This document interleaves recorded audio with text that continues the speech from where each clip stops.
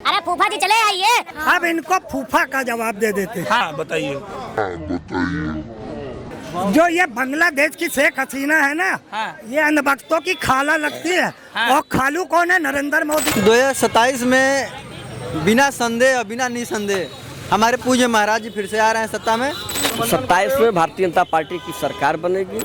अभी दो लोग बोले हैं भाजपा की तरफ से कि 27 में बाबा को कोई नहीं रोक सकता, तीसरी बार फिर से बाबा आ रहे हैं। बाबा का नाम नहीं लिया गया है। भारतीय जनता पार्टी का तीसरी बार मुख्यमंत्री बनेगा। है बाबा कहीं और थोड़ी है, पाकिस्तान की टीम से थोड़ी लड़ रहे थे। सूप बोले बोले चलनी क्या बोले जीमा 72 से 40 साल शासन था। 40 साल शासन था। मैं रायबरेली से हूँ, जिसको कांग्रेस का गढ़ माना जाता है, और कांग्रेस ने रायबरेली को लूटने का काम किया। 2027 में भाजपा के कहने से या अखिलेश के कहने से या बहुजन के कहने से वो कोई नहीं आ रहा सत्ता में जनता लाती है। और ये जनता तय करेगी कि बीजेपी की सरकार बनेगी या सपा की या कांग्रेस की या उसकी बनेगी। पप्पू के समर्थक पप्पू निकलेंगे, कुछ और तो निकलेंगे नहीं।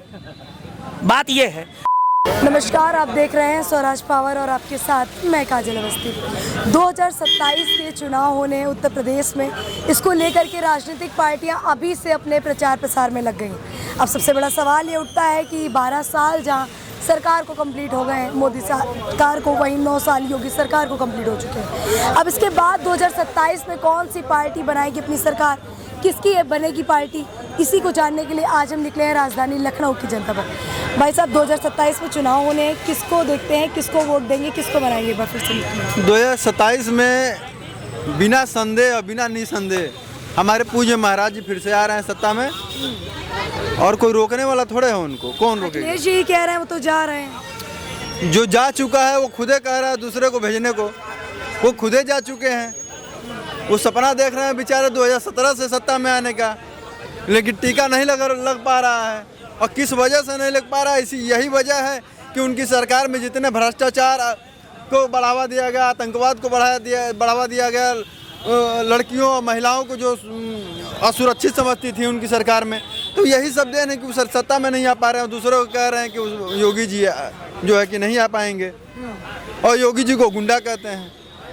कह रहे हैं जितना पेपर लीक हो रहा है बाबा की सरकार में, इतना कभी नहीं हुआ है। अरे बाबा जी की सरकार में तो पेपर लीक हो रहा है, तो पेपर लीक होने का बाबा जी से क्या मतलब है? बाबा जी के सरकार से क्या मतलब है? पेपर तो कर्मचारी लीक करते हैं। अगर हमारा बाप हमें पैसा दे रहा है पढ़ाने के लिए, यहाँ से जाकर हम आवारागर्दी करने लगे तो हमारे बाप का क्या दोष है? वो तो दोष हमारा है। तो इसमें सरकार की नहीं, कर्मचारियों की गलती है।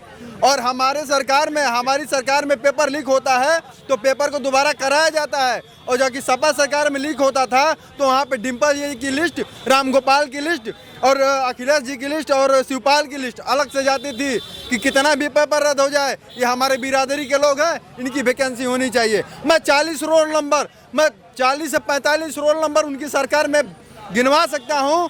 यही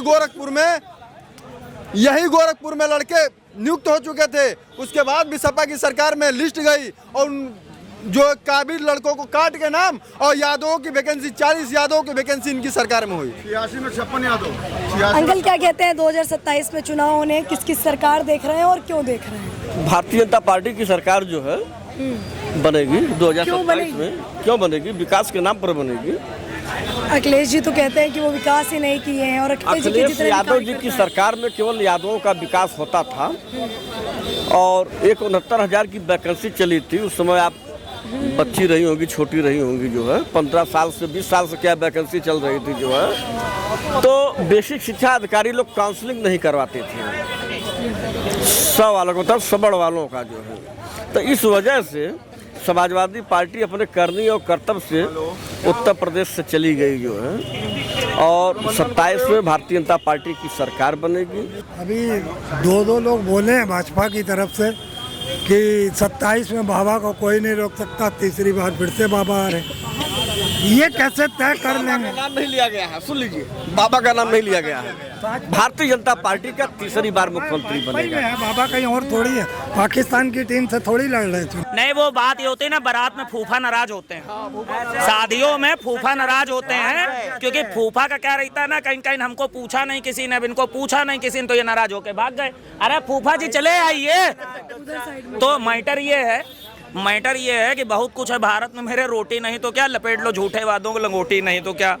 कि 2027 में भाजपा के कहने से या अखिलेश के कहने से या बहुजन के कहने से वो कोई नहीं आ रहा सत्ता में जनता लाती है, और ये जनता तय करेगी कि बीजेपी की सरकार बनेगी या सपा की या कांग्रेस की या उसकी बनेगी। मैं चूँकि कांग्रेस का सिपाही हूँ, इसलिए हम लोगों में एजेंडे को लेकर चला जाता है। हमारी पार्टी एक विचारधारा की पार्टी है, हमारी पार्टी एक अनुशासन वाली पार्टी है। हम मुद्दों पे लेके जाएंगे जनता के बीच, हम जाएंगे शिक्षा, रोजगार, स्वास्थ्य, नौकरियां, महंगाई, सुरक्षा को लेकर। मगर हमारे ये जो 70 साल में आपने कहा कि कांग्रेस के आप सिपाही हैं और कांग्रेस पार्टी को फॉलो करते हैं, तो कांग्रेस के ही जो प्रवक्ता हैं, जो लीडर हैं राहुल गांधी जी, वो जगन्नाथपुरी की यात्रा को लेकर के ड्रामा बोल देते हैं, तो आप उसको क्या कहेंगे? देखिए, ये धार्मिक मुद्दों पे मुझे मत घसीटिए, वो क्या करते हैं ये सवाल उन्हीं से होगा। सवाल ये है कि धर्म जैसे मुद्दों पर बोलना गलत है। मैं पार्टी का एक सिपाही हूँ और मैं चुनाव से संबंधित ही किसी बात का जवाब दूंगा, दूसरा जवाब नहीं दूंगा। वो एजेंडा दरअसल भाजपा को सूट करता है, नफरती एजेंडा, हिंदू मुस्लिम आपने कहा जाएंगे, तुम्हारा मंगलसूत्र ले जाएंगे, ये कि इनकी सत्ता इसके इर्द गिर्द है। ये चुनाव में 2014 से या 2017 से या जिन राज्यों में भाजपा है, यहाँ पे ये सिर्फ 84 के दंगे इंदिरा गांधी के समय में हुए थे, नसबंदी इंदिरा गांधी के समय थी, इमरजेंसी इंदिरा गांधी के समय थी। अरे सुन लीजिए, शिक्षा चिकित्सा मतलब सूप बोले चलनी क्या बोले जी। मैं 72 40 साल शासन था, 40 साल शासन था। मैं रायबरेली से हूँ, जिसको कांग्रेस का गढ़ माना जाता है, और कांग्रेस ने रायबरेली को लूटने का काम किया। आप बात कर रहे हैं, मैं सिर्फ यही तो मैं कह रहा हूँ, अज्ञानता है। और अज्ञानता क्या? जो पार्टी खुद पूरी जमानत पे है वो अज्ञानता की बात कर रही है हमसे। मैं ये कह रहा हूँ, यही अज्ञानता की बात है। भाजपा का चरित्र ही है कि मुद्दों से भटकाना। क्या मुद्दा से भटकाएगा? आइए शिक्षा चिकित्सा आइए शिक्षा बोलने नहीं देंगे। फूफा जी नाराज हो गए, फूफा जी को पानी पिलाया जाए। फूफा जी फिर से नाराज हो गए, पानी पिलाया जाए। शिक्षा चिकित्सा सुरक्षा बात करिए। आइए शिक्षा चिकित्सा, आपने कहा ईवीएम हैक हो जाता था।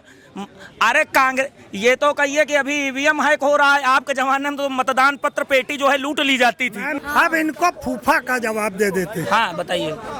जो ये बांग्लादेश की शेख हसीना है ना, हाँ। ये अनबख्तों की खाला लगती है। हाँ। और खालू कौन है? नरेंद्र मोदी। क्योंकि नरेंद्र मोदी के संरक्षण में पिछले 2 साल से इनकी खाला पाली जा रही है। उसका खर्चा भारत सरकार नहीं देती है, बल्कि जनता के टैक्स से वो पैसा उस खाला को खिलाया पिलाया जा रहा है। और कौन खिला रहा है? इन जन भक्तों के खालू खिला। एक मिनट, अरे रुकिए फूफा जी, सुनिए। हमको तो लगा रहा है फूफा जी बुआ का पता बताएंगे, लेकिन फूफा जी खालू खाला जान में फंस गए। 300 इनसे ये पूछिए, 2 विवाद बड़े फेमस हैं।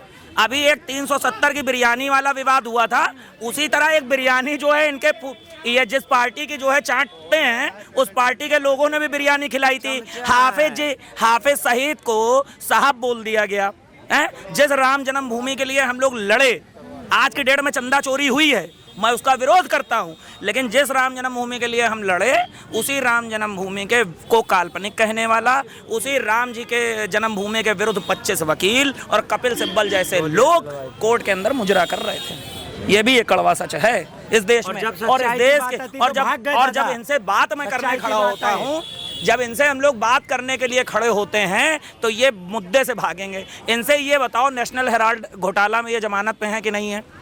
इनसे पूछो, नेशनल हेराल्ड घोटाला वाले मामले में ये जमानत पे हैं कि नहीं है? ये इनको सुनिए क्या चीज़ है, ये खाली अपने जो है नारे क्या चलाएंगे। आप एक चीज़ बात समझिए, इनको मंच सजाना ही नहीं आता है। भारत जोड़ो यात्रा इनको मंच सजाना इसलिए नहीं आता है, उसका रीज़न समझिए।